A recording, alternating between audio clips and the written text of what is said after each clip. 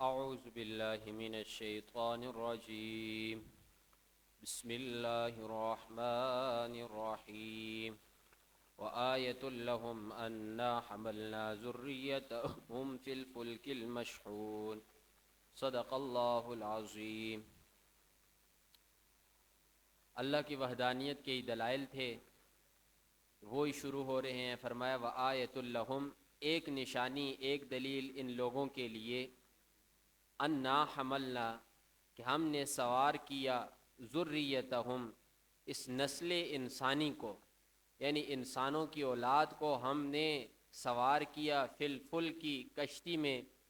یہاں فلک سے مراد وہ نوح علیہ السلام کی کشتی ہے، المشحون، جو بری ہوئی تھی۔ پہلے یہ مضمون تفصیل سے گزرا ہے کہ نوع انسانی وہ ختم ہو گئی تھی نوح علیہ السلام کے دور میں، صرف اور صرف چند لوگ بچے تھے جن سے آگے نسل چلی ہے۔ اس کے علاوہ تمام کی تمام دنیا کو اللہ نے نوح علیہ السلام کے دور میں ختم کیا تھا۔ وہی لوگ بچے جو کشتی کے اندر سوار تھے، 80 یا 82 لوگ۔ المشحون، وہ بری ہوئی تھی۔ بری ہوئی کس چیز سے تھی؟ تمام کائنات کے اندر جتنی بھی مخلوقات ہیں ان میں سے ایک ایک جوڑا، یعنی نر اور مادہ، اللہ نے اس کشتی کے اندر بٹھایا ہوا تھا۔ اس وجہ سے وہ بری ہوئی تھی، اور اسی طریقے سے ضروریات وغیرہ سامان جو تھے وہ بھی ساتھ تھے۔ وَخَلَقْنَا لَهُمْ، اور ہم نے پیدا کیا انہی لوگوں کے لیے، مِن مِثْلِهِ مَا يَرْكَبُونَ، اس جیسی اور بھی سواریاں جن کے اوپر یہ لوگ سوار ہوتے ہیں۔ اب آپ سواریاں گننا شروع کریں تو کتنی ہی زیادہ ہے، اونٹ وغیرہ، گدھا، یہ ساری کی ساری چیزیں اللہ فرماتے ہیں میں نے تمہارے سوار ہونے کے لیے پیدا کی۔ وہی بات، غرض یعنی انسان کے لیے ہی تمام کی تمام چیزوں کو پیدا کیا گیا ہے، ان کا اپنا کوئی مقصد نہیں۔ وَإِن نَّشَأْ نُغْرِقْهُمْ، اور اگر ہم چاہتے تو انہیں بھی ہم غرق کر سکتے تھے۔ اگر اللہ چاہتے تو وہی نوح علیہ السلام کے زمانے کے اندر ہی نسل انسانی کو ختم کر سکتے تھے، غرق کر سکتے تھے، لیکن نہیں کیا، بچایا۔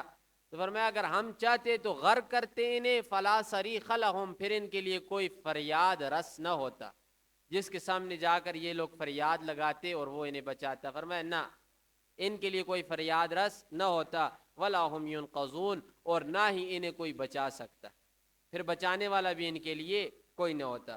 الا رحمتا منا، مگر یہ ہماری طرف سے رحمت ہے کہ اللہ نے ان کچھ لوگوں کو بچایا، پھر وہ یہ تمام کی تمام انسانیت کو آگے پیدا کیا، یہ اللہ کی طرف سے ایک رحمت ہے۔ ومتاعا الی حین، اور یہ نہ سمجھیں کہ بے غم ہو جائیں گے ساری، یعنی ہر وقت زندہ ہی رہیں گے۔ فرمایا ومتاعا الی حین، آپ کو فائدہ اٹھانے کا موقع دیا گیا ہے، لیکن کب تک؟ الی حین، وقت مقرر تک۔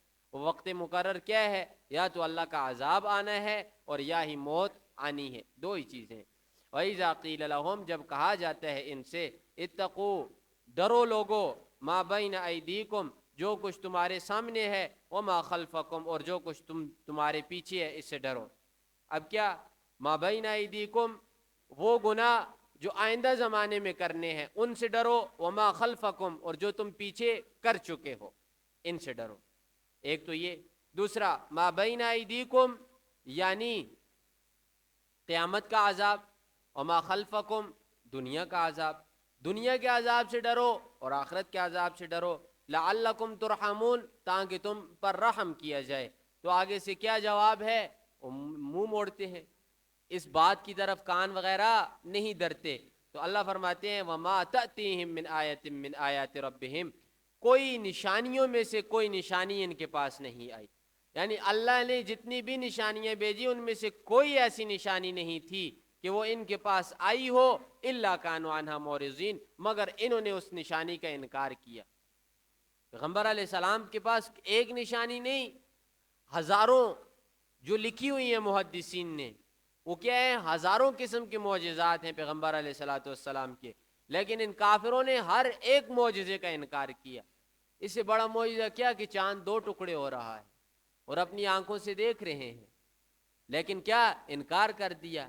وہ ابو جہل، ہاتھ کے اندر کنکریاں پکڑی ہوئی ہیں، اور چیلنج خود دے رہا ہے. پیغمبر علیہ السلام نے قبول کیا اس کے چیلنج کو, پتھروں نے اس کے ہاتھ کے اندر گواہی دی کہ محمد رسول اللہ حق پر ہیں, لیکن کیا کانوا عنہا معرضین, یہ نشانیوں سے کیا ہیں, منہ موڑتے ہیں, نشانیوں کی طرف نہیں دیکھتے. وَإِذَا قِيلَ لَهُمْ, اور جب کہا جاتا ہے ان سے, انفقوا, خرچ کرو, مما رزقکم اللہ, اس میں سے جو روزی اللہ نے تمہیں دی. یہاں پر پھر بتا دیا روزی اپنی نہیں, روزی بھی تمہیں کسی کی دی ہوئی ہے اور وہ اللہ کی دی ہوئی ہے, اس میں سے رزق میں سے خرچ کرو.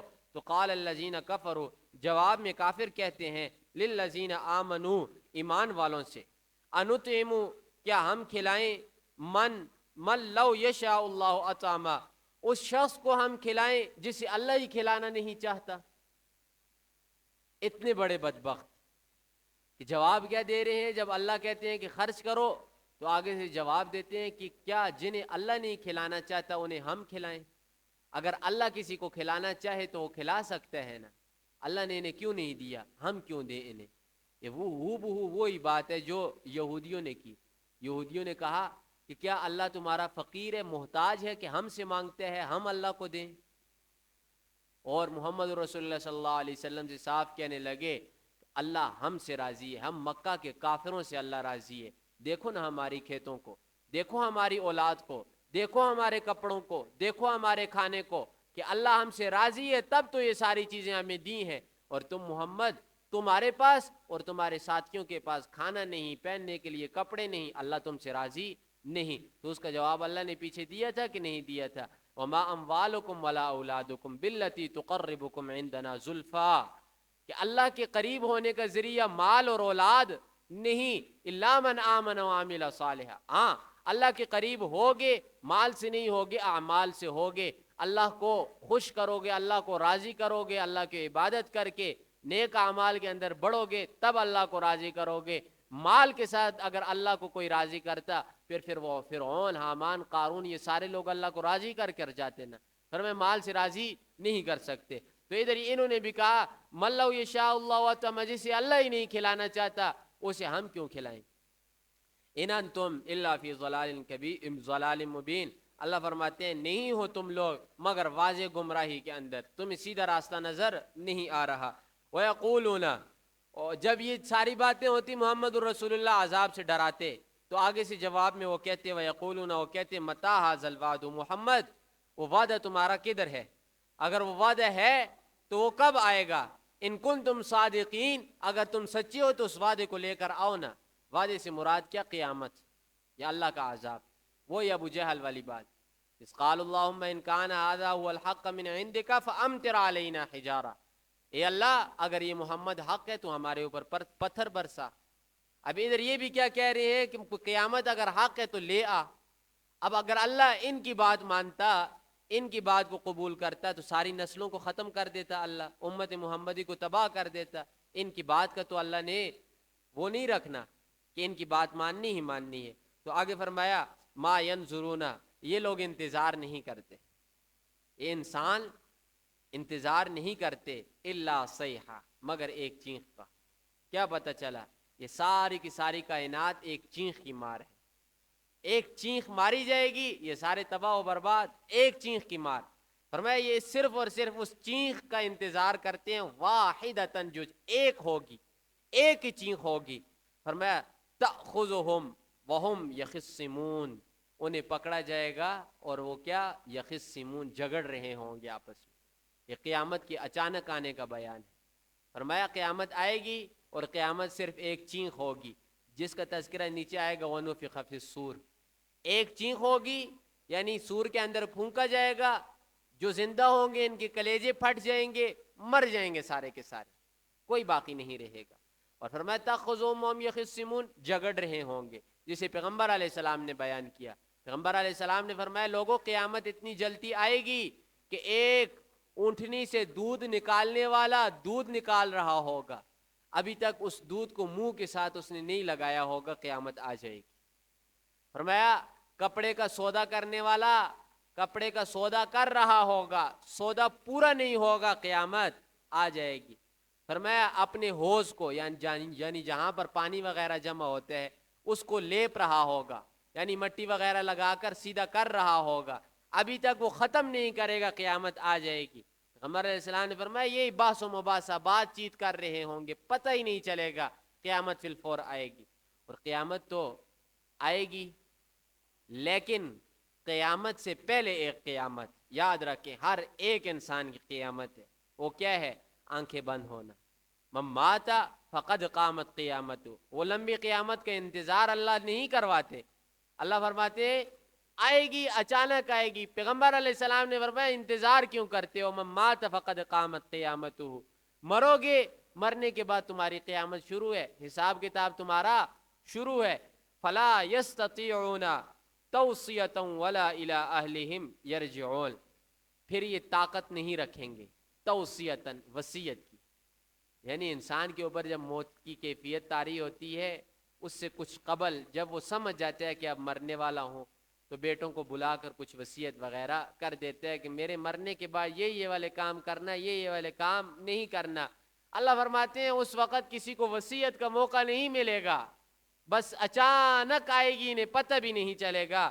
فرمایا ولا الی اہلہم یرجعون، اور نہ ہی یہ ہوگا کہ گھر کی طرف لوٹ کر آئیں، اپنے گھر والوں کی طرف بھی پھر لوٹ کر آ نہیں سکتے، بس آ گئی، ختم، قیامت آئی، پھر کوئی چیز کسی کو کام نہیں دے گی۔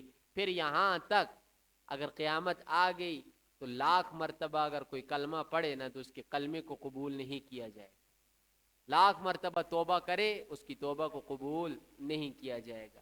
یہ حد ہے، قیامت کی حد ہے۔ پیغمبر علیہ السلام نے فرمایا لوگو توبہ کا دروازہ کھلا ہے۔ کب تک کھلا ہے؟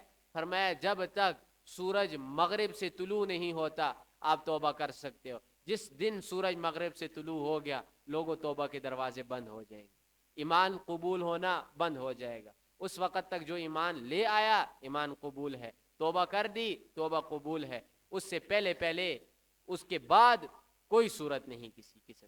اللہ سے دعا ہے عمل کی توفیق عطا فرمائے۔